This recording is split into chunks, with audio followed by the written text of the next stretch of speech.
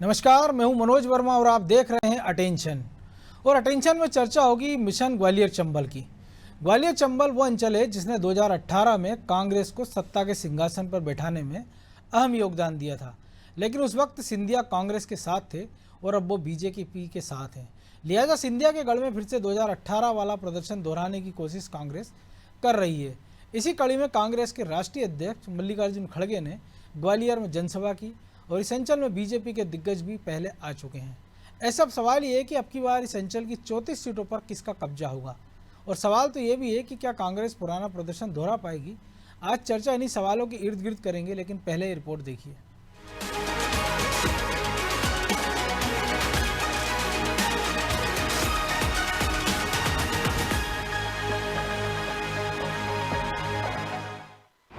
सिंधिया के गढ़ में खड़गे, बीजेपी पर जमकर बरसे। ग्वालियर चंबल पर नजर, 34 सीटों पर कितना पड़ेगा असर। ज्योतिराज सिंधिया के गढ़ ग्वालियर में कांग्रेस के राष्ट्रीय अध्यक्ष मल्लिकार्जुन खड़गे ने हुंकार भरी। एक दिन पहले ही केंद्रीय मंत्री अमित शाह और राजनाथ सिंह भी ग्वालियर चंबल का दौरा कर चुके हैं। अब खड़गे का इस अंचल में आना ये बताता है कि सिंधिया के गढ़ को जीतने के लिए बीजेपी और कांग्रेस के दिग्गज एड़ी चोटी का जोर लगा रहे हैं। खड़गे ने अपने भाषण के दौरान बीजेपी को आड़े हाथों लिया और एक के बाद एक आरोप बढ़े। यहाँ की सरकार कई मायने में नंबर 1 है। कभी रोते हैं, कभी रुलाते हैं और कभी अपनी ही बात रखने के लिए बहुत से ड्रामा भी करते हैं। और शिवराज सरकार की उपलब्धि क्या है, क्या उन्होंने आपको दिया? भ्रष्टाचार में नंबर 1 बीजेपी सरकार, किसानों की घटती आमदनी में नंबर 1। हम लोग ये तस्वीर बदली। ग्वालियर चंबल अंचल में सिंधिया का दबदबा माना जाता है। 2018 के चुनाव और 2020 के उपचुनाव में इसका असर भी देखा गया और अब सिंधिया बीजेपी के साथ है। लिहाजा इस अंचल में कांग्रेस खुद को मजबूत करना चाह रही है, लेकिन वही बीजेपी ग्वालियर चंबल में कांग्रेस के दिग्गजों के दौरे पर तंज कस रही है। उसकी माने तो कांग्रेस का अब इस इलाके में बीजेपी को हराना मुश्किल है। ग्वालियर चंबल अंचल में पिछले चुनावों में भी कांग्रेस पार्टी की जीत की एकमात्र वजह ज्योतिरादित्य सिंधिया जी थे। आज भारतीय जनता पार्टी के साथ मजबूती के साथ वो खड़े हैं। कांग्रेस पार्टी के पास न वहां नेतृत्व है, न उस क्षेत्र के विकास के लिए कोई विजन। यही कारण है कि उस क्षेत्र की जनता आने वाले चुनावों में कांग्रेस पार्टी को खारिज करने जा रही है। मध्य प्रदेश में ग्वालियर चंबल सहित पूरे मध्य प्रदेश में भारतीय जनता पार्टी की विजय पताका लहराएगी और स्वाभाविक तौर पर एक बार प्रचंड जनादेश के साथ भारतीय जनता पार्टी की पुनः सत्ता में वापसी होगी। ग्वालियर चंबल में कुल 34 सीटें आती हैं। साल 2018 के चुनाव में 34 में से 26 सीटें कांग्रेस ने जीती थी, जबकि बीजेपी के खाते में 7 सीटें आई थी। लेकिन 2020 में उपचुनाव के बाद बीजेपी और कांग्रेस दोनों के पास ही 17 सीटें हो गई। ऐसे में 2023 के विधानसभा चुनाव में ग्वालियर चंबल अंचल में दोनों ही पार्टियां बढ़त लेकर प्रदेश में सत्ता तक पहुंचने की कवायद में जुटी है। ब्यूरो रिपोर्ट, अनादि टीवी।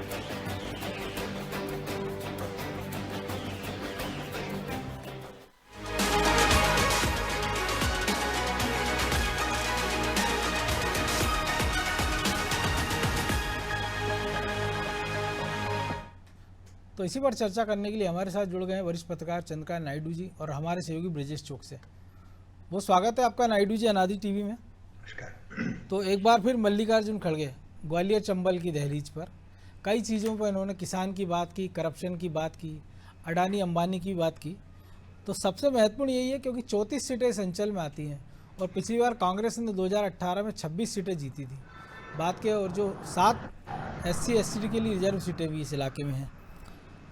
तो ऐसे में ये दौरा कितना महत्वपूर्ण है क्योंकि कांग्रेस के अध्यक्ष भी हैं, दलित चेहरा भी हैं, और 7 सीटों के अलावा बड़ी संख्या में दलित वोटर वहाँ सारी सीटों पर कुछ ना कुछ प्रभाव रखते ही हैं। खड़गे जी दलित नेता जरूर हैं, लेकिन वहाँ मैं समझता हूँ कि वो अपील सारे लोगों के बीच में होगी उनकी, क्योंकि वो जिस तरह की बातें करते हैं, जिस तरह से बात करते हैं, उसको देख के कोई उन्हें दक्षिण भारतीय तो नहीं कह सकता जी। दूसरी चीज ये है कि देखिए, कुल मिला के बात पते की हो तो वो सभी के लिए लागू होती है। एक चीज जो बार बार मुझे लगती है कि इस बार कांग्रेस को जितना आक्रामक होना चाहिए था उतनी आक्रामक नजर तो नहीं आती, लेकिन जितनी बातें कह रही है पते की बातें कह रही है। दूसरी चीज ये है कि अभी ग्वालियर चंबल के बारे में माना जा रहा है कि सिंधिया का काफी दबदबा है, जो मुझे हकीकत से थोड़ा परे लगता है, इस लिहाज से कि कुछ कमी तो आई है उनके आभा मंडल में। बिल्कुल। दूसरी चीज ये है कि अगर ऐसा ही था तो 35 साल बाद ग्वालियर के मेयर का चुनाव हुआ और उसमें 55 साल बाद सर, 55 साल बाद। 55 साल जी। तो वो 55 साल बाद मेयर का चुनाव बीजेपी का हारना जो है वो अपने आप में एक अहम पड़ाव है इस क्रम में। इसमें मानने वाली बात, देखने वाली बात यह है कि देखिए, ऐसा नहीं है कि सिंधिया जी के प्रभाव को कोई नकार रहा है, लेकिन यह है कि खुद बीजेपी के भीतर जो उनके खिलाफ मुखालफत है उसको देखा जाना चाहिए। क्योंकि देखिए, एक चीज तो है कि अभी वो सिर्फ कैंपेन के लिए खड़े रह रहे हैं, नहीं तो पहले तो ये कहा जा रहा था कि उनको भी चुनाव लड़ाया जाएगा। तो और खानदान से, मतलब उनकी बुआ भी अभी इलेक्शन नहीं लड़ रही हैं, वो खुद भी इलेक्शन से परहेज कर रहे हैं। बहुत सारे ऐसे लोग हैं जो इलेक्शन से परहेज कर रहे हैं, उनके समर्थकों में से भी। बिल्कुल। तो अब इसमें आपको कई बार ये लगता है कि आप अच्छी तरह से आकलन नहीं कर सकते कि उनकी लोकप्रियता कितनी बढ़ी है या घटी है। अभी इस बीच में ये भी देखा जा रहा है कि जो सर्वेज आए हैं वो ज्यादातर कांग्रेस को आगे दिखाते हैं उस क्षेत्र में, खासतौर से ग्वालियर चंबल क्षेत्र में। तो अभी कुछ भी कह पाना बहुत आसान नहीं है, और खासतौर से ये देखने वाली बात है कि जिस तरह का कैंपेन, जिस तरह का मतलब देखा जाना चाहिए था, वो अभी नजर नहीं आ रहा है इस बार। मुझे लगता है कि कुछ कमियां रह गई हैं कांग्रेस की तैयारी में, तो उसको देखते हुए कुछ कहा नहीं जा सकता क्या किस तरह का माहौल बनेगा। हाँ, बीजेपी ने ये जरूर किया है कि बीजेपी ने, जैसे हमेशा होता रहा है, वो लगातार चुनावी मोड में ही रहती है, तो उसने अपने कैंपेन में, अपने अभियान में कोई कमी नहीं छोड़ी है। देखने उत्सुकता की बात है मेरे लिहाज से तो कि किस तरह से आगे बात बनेगी। जी। तो ब्रजेश जी, निश्चित तौर पर जो आक्रामक तेवर की उम्मीद थी वो दिख नहीं रहे, लेकिन बावजूद उसके अगर 2018 में कांग्रेस सत्ता की दहलीज तक पहुंची थी 114 सीटें, तो ग्वालियर चंबल का एक बड़ा योगदान था और कहा गया था कि सिंधिया की इसमें बड़ी भूमिका है। क्योंकि अब पूरा फोकस बीजेपी का भी वही है, क्योंकि बीजेपी अगर विंध्य में जो उन्होंने सबसे अच्छा उन्होंने कर लिया था कि 30 में से 24 सीटें जीत ली थी, महाकौशल में कमलनाथ के कारण कांग्रेस वैसी मजबूत है। पिछले चुनाव में भी हमने देखा था कि कई दशक बाद छिंदवाड़ा की 7 की 7 सीट कांग्रेस जीती थी। तो ऐसे में बीजेपी के लिए बड़ी चुनौती ग्वालियर चंबल के इस किले को फतेह करना भी होगा और कांग्रेस से भी जूझना होगा, क्योंकि अभी तक बीजेपी भी मान के चल रही थी कि जिस प्रकार सिंधिया अपने समर्थकों के साथ आए थे 2020 में कि कांग्रेस सीधे सीधे दो फाड़ हो जाएगी या अस्तित्व खत्म हो जाएगा, लेकिन कांग्रेस जिस प्रकार मजबूती से वहाँ लड़ रही है, और जो नायडू जी ने भी कहा कि ग्वालियर का महापौर का चुनाव की बात कर लें हम, या उपचुनाव में ग्वालियर में जो सतीश सिकरवार की जीत है, या मुरैना महापौर का चुनाव की हम बात कर लें, तो ये दर्शा रहा है कि कांग्रेस अभी बची हुई है। तो ऐसे में खड़गे का वहाँ जाना और बीजेपी की जो चिंता है, क्योंकि हमने देखा व्यक्तिगत दौरे पे भी प्रधानमंत्री गए, सिंधिया स्कूल के कार्यक्रम में गए थे, तो एक मैसेज दे का खेल भी वो है। देखिए मनोज जी, यदि हम कांग्रेस की बात करें तो कांग्रेस से किसी एक नेता के जाने की से कांग्रेस खत्म होने वाली नहीं है। कांग्रेस इतनी बार टूट चुकी है। यदि हम मध्य प्रदेश के नेताओं की बात करें तो सबसे बड़ा चेहरा कभी अर्जुन सिंह हुआ करते थे, माधवराव सिंधिया हुआ करते थे, वो भी कांग्रेस छोड़कर चले गए थे। तो क्या कांग्रेस कमजोर हो गई थी? निश्चित तौर पर कांग्रेस में कोई ऐसा एक सर्वमान्य नेता नहीं तो असर पड़ता ही, असर पड़ता है, हमने देखा है उसका असर पड़ता है। और असर हमने क्या देखा, पूरे देश प्रदेश की जनता ने देखा, देश की जनता ने देखा कि असर एक नेता गया टूट कर तो सत्ता से बेदखल हो गए। इससे बड़ा और असर क्या हो सकता है? तो आप देखिए एक साथ बड़ी संख्या में उनके समर्थक आ जाते हैं, चुनाव लड़ते हैं और कांग्रेस सत्ता से बाहर हो जाती। तो नेता सही समय पे सही चीज करे तो उसका असर होता है। यदि ग्वालियर चंबल से सिंधिया आए हैं तो निश्चित तौर पर हम ये नहीं कह सकते हैं कि उनके वहाँ से आने से कांग्रेस बहुत मजबूत हो गई होगी या कांग्रेस को कोई फर्क नहीं पड़ेगा। सिंधिया जब थे तो कांग्रेस को क्यों फर्क नहीं पड़ता था? आप देखिए, कांग्रेस को फर्क ये नहीं पड़ा कि सिंधिया भी एक चेहरा थे और पूरी बीजेपी ने सिंधिया को टारगेट करके पिछला चुनाव लड़ा था। बिल्कुल। और ग्वालियर चंबल के परिणाम देखिए आप, यदि आप कह रहे हैं कि छिंदवाड़ा में कमलनाथ की वजह से पूरी सीटें जीत ली उन्होंने, तो यदि फिर ग्वालियर चंबल को हम ऐसे क्या कह सकते हैं कि वो कांग्रेस की वजह से जीती, सिंधिया की वजह से नहीं जीती क्या? निश्चित तौर पर। तो निश्चित तौर पर सिंधिया की वजह से वहां सफलता मिली थी, क्योंकि वो भी सोचकर चल रहे थे कि एक चेहरा हमारा भी है, सीएम बन सकते हैं, गांधी परिवार के करीबी हैं, प्रियंका गांधी राहुल गांधी के सबसे करीबी नेता हैं, युवा हैं, चमकता चेहरा है, उनको आगे करके अब आपने चुनाव लड़ा, भले ही आपने चेहरा घोषित ना किया हो, लेकिन एक तरह से पूरा बीजेपी के कैंपेन उन्हीं पर आधारित थी, तो ग्वालियर चंबल में सफलता मिली। यदि सिंधिया यहाँ आ गए हैं नगर निगम के चुनाव से, जैसे कि नायडू जी कह रहे थे, तो उससे वो लगाना चाहिए। मुझे लगता है कि इसमें थोड़ा सा संशोधन होना चाहिए, या मैं कह सकता हूँ कि नायडू जी की पूरी बात से मैं सहमत नहीं हूँ, क्योंकि आप देखिए 2018 में विधानसभा के चुनाव होते हैं, बीजेपी सत्ता से बेदखल हो जाती है, कांग्रेस सत्ता में आ जाती है, कुछ 4-6 महीने बाद लोकसभा के चुनाव होते हैं और पूरा सुपड़ा साफ एक सीट के अलावा, वो भी मतलब हम कह सकते हैं कि जितनी दमदारी से कमलनाथ जीतते थे नहीं जीते, तो कुछ तो बिल्कुल उनके बेटे जीते। हाँ, तो बेटे चुनाव लड़े थे ना, कमलनाथ जितनी दमदारी से वहां जीतते रहे, तो उसी दमदारी से नकुलनाथ को भी जीतना चाहिए था, उतने मार्जिन से। युवा चेहरा थे, कमलनाथ के सुपुत्र थे, जब कमलनाथ मुख्यमंत्री थे, नहीं जीते, तो कुछ ना कुछ तो चेहरे का असर होता ही होगा। मोदी के चेहरे के कारण ये हाल हुआ। चेहरे हैं, मुद्दे हैं, चेहरे हैं, मुद्दे हैं। और नगरीय निकाय चुनाव में हम देखते हैं कई जगह परिषद किसी की बनती है और महापौर कोई बन जाता है। ऐसे उदाहरण पहले भी आए हैं, इस चुनाव में हमने देखा, इस चुनाव में भी आए। तो निश्चित तौर पर वो किसी नेता की वजह से नहीं, चेहरे की वजह से। और उस समय जब सिंधिया आए थे, तरोताजा मामला भी हम कह सकते हैं कि घमासान ज्यादा चल रहा होगा। जो बीजेपी के लोग होंगे उनको लगा होगा कि अब सिंधिया जी आ गए, हम तो किनारे कर दिए जाएंगे, एक छत्र उन्हीं की चलेगी। तब ये परिस्थितियां आई होंगी कि सबक भी सिखा दिया जाए कि भैया सिंधिया आ गए हैं तो ऐसा नहीं कि आप सरप्लस हो जाओगे, आपको हम ही जिता सकते हैं कार्यकर्ता। तो बीजेपी के कार्यकर्ता ज्यादा दमदार है, ताकतवर है, तो उसने आपको सबक सिखाने के लिए भी कह सकते हैं कि हमको आपने नगरीय निकाय चुनाव में एक तरह से। लेकिन अब परिस्थितियां बदली हुई हैं, सिंधिया और अन्य नेताओं में वैसा घमासान नहीं देखने को मिल रहा है। दूसरी वजह है कि आप देखिए बीजेपी ने रणनीति के तहत नरेंद्र सिंह तोमर को, कैलाश विजयवर्गीय को, प्रहलाद पटेल को, गणेश सिंह को, राकेश सिंह को, सबको उतार दिया। तो ये क्यों उतारा है? इसलिए उतारा कि क्षेत्रीय छत्रपों की वजह से उसको प्लस मिले। ये ताकत जो कांग्रेस की हुआ करती थी कि उनके छत्रप मजबूत होते थे, चाहे सुभाष यादव हो मजबूत थे तो उनके क्षेत्र में देख लीजिए आप, उनके समर्थक जीतते थे। आप देखिए दिग्विजय सिंह के समर्थक जीत कर आते थे, कमलनाथ के समर्थक जीत कर आते थे, माधवराव सिंधिया के समर्थक जीत कर आते थे, अर्जुन सिंह के, सुरेश पचौरी के, श्रीनिवास तिवारी के। ये छत्रप थे जो अब खुद तो जीतते ही थे, वैसे ही अपने समर्थकों को जिता कर लाते थे और उनकी दम पर राजनीति करते थे। तो आज की तारीख में बीजेपी में भी वही परिस्थितियां। कैलाश विजयवर्गीय भी अपने समर्थकों के साथ आना चाहते हैं, नरेंद्र सिंह तोमर भी खुद जीत कर आना चाहते हैं, और सिंधिया तो मैदान में है ही नहीं है।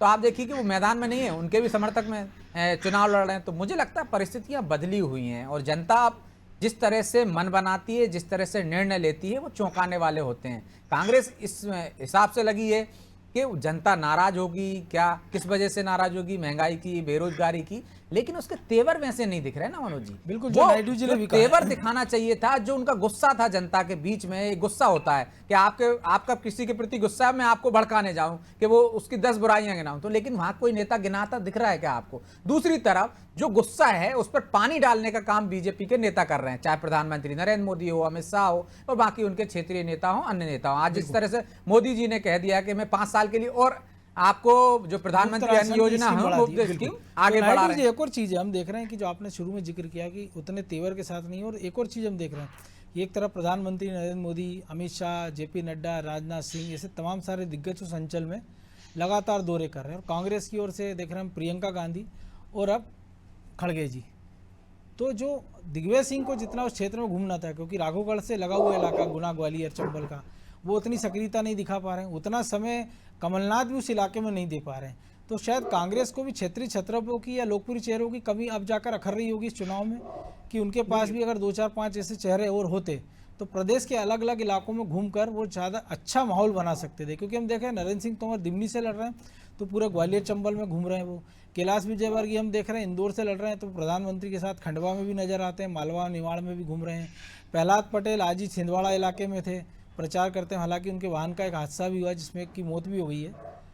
तो ये सब ये चीज़ें बता रही है कि क्षेत्रीय छत्र कितने ज़रूरी हैं और वो आपको चुनाव में कैसे आगे भी कर सकते हैं। ये देखिए, दो चीज़ें हैं। एक तो मैं इस बात से सहमत हूँ कि दिग्विजय सिंह का वहाँ ना दिखना थोड़ा ताज्जुब पैदा करता है, लेकिन देखिए दो चीज़ें हैं। एक तो कमलनाथ और दिग्विजय सिंह वहाँ ना जाए तो बेहतर है जी, रणनीतिक तौर पे। वो उस इलाके में ना करें कैंपेन तो बेहतर है। वो दूसरे इलाकों में कर सकते हैं कैंपेन, वहाँ अगर करना भी है तो वो ऐसी स्थिति में करें जब उनको इस बात का आश्वासन हो कि भाई क्योंकि सिंधिया के गढ़ में जाके वहां पे उनके खिलाफ बोलकर वो विपरीत ही परिणाम निकलेंगे उसके। दूसरी चीज ये है, नहीं व्यक्तिगत निशाना ना बनाए, लेकिन मुद्दों की तो नहीं बात नहीं है ना, देखिए, क्योंकि बेरोजगारी मुद्दे है, तो हाँ, महंगाई लेकिन है। वो और भी कोई काम कर, मतलब और लोग जाके कर सकते हैं वो काम। इन दो लोगों को वहां मैं समझता हूँ कि जाना बहुत ज्यादा अच्छा नहीं होगा। जी। मैं व्यक्तिगत रूप से ये राय है। और शायद ये दोनों भी समझ रहे होंगे। हाँ, और दूसरी चीज ये है कि अगर आप उस वक्त की बात करते हैं जो 2018 की और उसके बाद में 2019 की, वो परिस्थितियां अब बहुत बदल चुकी हैं। पहले अगर मान लीजिए शिवराज सिंह के खिलाफ एंटी इनकम्बेंसी थोड़ी बहुत रही होगी, तो अब मोदी जी के खिलाफ भी एंटी इनकम्बेंसी कम नहीं है। ये हम लोग अनदेखा ना करें तो जी, बेहतर होगा। और दूसरी चीज ये है कि अगर हमको ऐसा लगता है कि मोदी जी और ये जो नई स्ट्रैटेजी उन्होंने बनाई है लोकसभा के मेंबर्स को लड़ाने की, ये बहुत कारगर साबित होगी, ऐसा मुझे भी नहीं, अभी भी नहीं लगता। देखिए, हम लोग कह तो रहे हैं कि, लेकिन ये है कि ये एक डेस्परेशन, हताशा दिखाता है एक लिहाज से देखा जाए तो। और दूसरी चीज ये है कि ये कहना कि 5 साल तक वो उस योजना को दोबारा लागू करेंगे जिसमें बहुत सारा राशन बहुत सारे लोगों को मिल जाएगा, तो ये कबूल करने की बात है कि आप 80 करोड़ लोगों को उस वक्त भी अगर दे रहे थे, तो आप या तो विकास की बात कर लें या इस भुखमरी की बात कर लें। देखिए, एक विपरीत परिस्थिति पैदा कर रहे हैं आप अपने आप के लिए कि आप अगर विकास इतना कर चुके हैं कि आपको हर चीज मुहैया कराने की गुंजाइश मिल गई है, तो फिर इसकी जरूरत क्यों पड़नी चाहिए? आप इतने लोगों को फिर क्यों गरीबी की रेखा से नीचे रखना चाहते हैं, दिखाना चाहते हैं? तो ये एक अजीब बात लगती है कि हम लोग इस बात को एक्सपोज कर रहे हैं कि भाई आपको 5 साल और देंगे। क्यों देंगे भाई? आप तो विकास करा चुके हैं ना। तो ये एक अजीब स्थिति है जिसमें हम लोग अच्छा, ये चीजें जो हैं ठीक है, हम लोग बातें करते हैं और पब्लिक में नहीं होती हैं ऐसा लगता होगा हमको, लेकिन ऐसी बात नहीं है। आप ऐसे अनेक अखबार वहां पे भी देखें ग्वालियर के क्षेत्र में, जहां इस बात का जिक्र होता है कि इसके क्या मायने हैं जो प्रधानमंत्री घोषणा कर रहे हैं। तो लेकिन ये जो फ्रीबीज वाला कल्चर बढ़ गया देश भर में, तो शायद उसी की एक कड़ी इसको कह सकते हैं। जब खुद प्रधानमंत्री ये कहते हैं कि रेवड़ी बांटना अच्छी बात नहीं है, तो फिर उनको क्यों बांटनी पड़ रही है भाई? बिल्कुल, वो खुद अपनी तरफ से क्या करें? रेवड़ी बांटना नहीं है तो क्या है ये? तो ये तो एक ऐसे जटिल सवाल है ना जिसका जवाब पब्लिक भी खोज रही, वोटर भी सोच रहा है कि हो क्या रहा है। ये असली दिक्कत इस चीज को लेके है कि अगर कैंपेनिंग में ये मुद्दे लाए जाए तो ज्यादा कारगर साबित होंगे, बजाय इसके कि आप सिर्फ बुराइयां करते जाएं किसी की। ये मुद्दे लेकर आए कि भाई ये कहने की जरूरत पड़ी क्यों आपको अभी इस वक्त में? अगर आपको आज 5 साल दोबारा, तो आप अपने ऊपर भी मतलब अपने काम से भी आश्वस्त नहीं है, खुद भरोसा नहीं कर पाने कि अच्छा है काम। और दूसरी चीज ये है कि देखिए, लगातार आप कैंपेन मोड में रहते हैं, इसका मतलब तो ये भी है कि भाई आप हताश हैं। इस बार आप ये अच्छी तरह से देख लें कि बार बार आकर कार्यकर्ताओं को मनाना हो। खुद सिंधिया जी के गढ़ से हम लोग बात करें, सिंधिया के कितने लोग वहां से वापस आ गए कांग्रेस में, जी, ये भी तो देखिए, इसको अनदेखा तो नहीं कर सकते ना। यही चीज है। मैं महसूस करता हूं कि मुकाबला इतना एक तरफा नहीं है जितना हम लोग सोच रहे हैं। कांग्रेस की टक्कर अच्छी खासी है और सिर्फ इसलिए नहीं कि वो कैंपेन नहीं कर पा रहे हैं, उनके अपने संसाधन सीमित हैं, उनके अपने लोग भी सीमित हैं, उनकी जरूरतें भी काफी हैं, उनको अलग अलग क्षेत्रों में जाना है। प्रियंका कितनी जगह जा सकती हैं, राहुल गांधी कितनी जगह जा सकते हैं, और राहुल गांधी का आना नहीं आना कितना फायदेमंद साबित हो सकता है यहाँ पे, ये भी हम लोग नहीं जानते। वो अपने कैंपेन को शायद लोकसभा तक के लिए सीमित रखना चाहते हैं यहाँ, बजाय स्टेट लेवल पे अपनी एनर्जी लगाने में।